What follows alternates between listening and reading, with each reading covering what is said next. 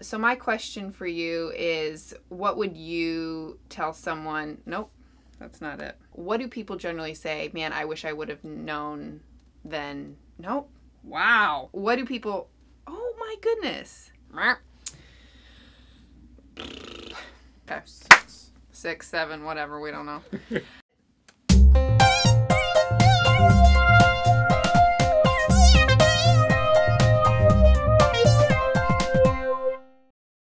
So the question is, what do people say they wish they would have known when they got married?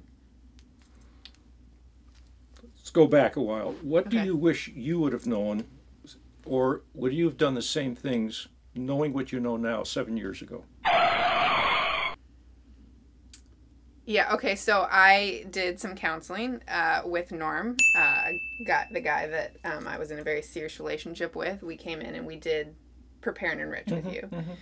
So that's something that we've worked through together a little bit. That was the foundation of our friendship.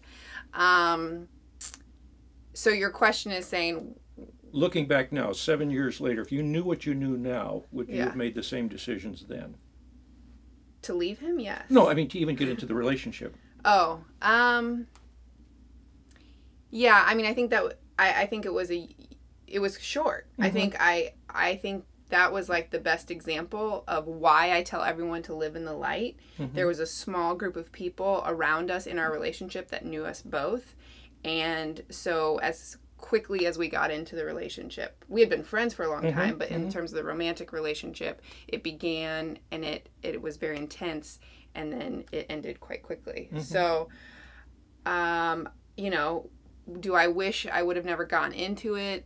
If I would have known everything, I don't know, because I see the way the Lord works, Right. and I'm doing what I'm doing now because Right. of that. But if would I it- hadn't gotten the counsel from you and my parents and some other people, yeah, I probably would be unhappily married today.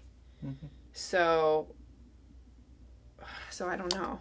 I don't know. I mean, I didn't know what I was getting into. Mm-hmm. So Was it that you didn't know yourself, what you were getting into, or the person you were getting it into it with? I didn't know the person I was getting into it with. Okay. Yeah.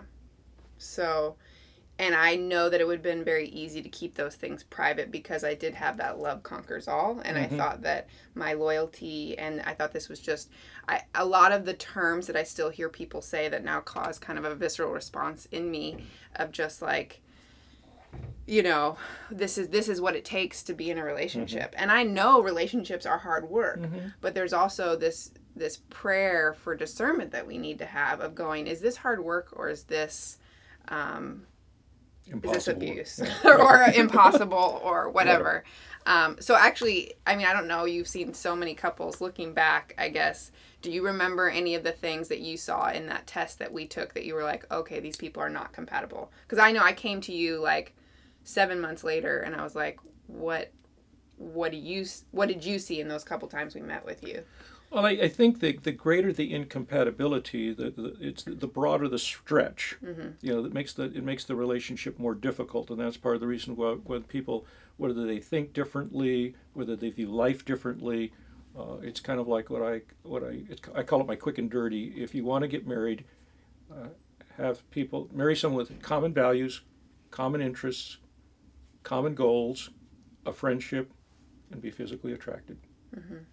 And so when those commonalities are low or stretching, you're going to have to make a bigger reach. The bigger the reach, the harder it is going to be to make it. Yeah. So if I was to go back, almost all the ones that I see as having difficulty is they're thinking that their love can stretch and do probably practically more than it can. Yeah. Because people sometimes just see life differently. Yeah.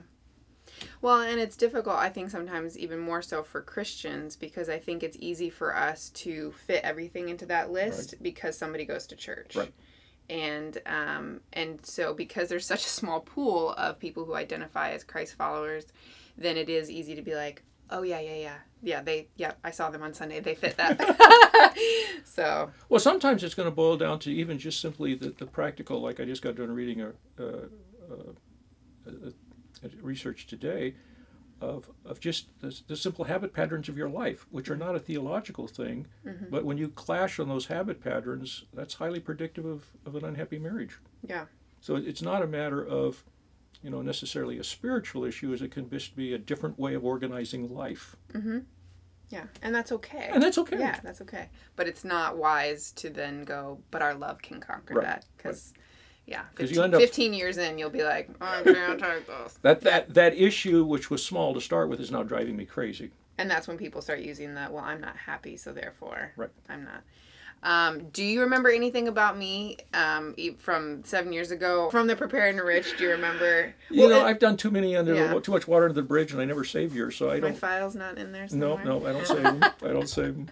Well, if you ever have feedback, I welcome it. I would give it to you. Thank you. All right, that's it. Dr. Norm Thiessen. Thank you.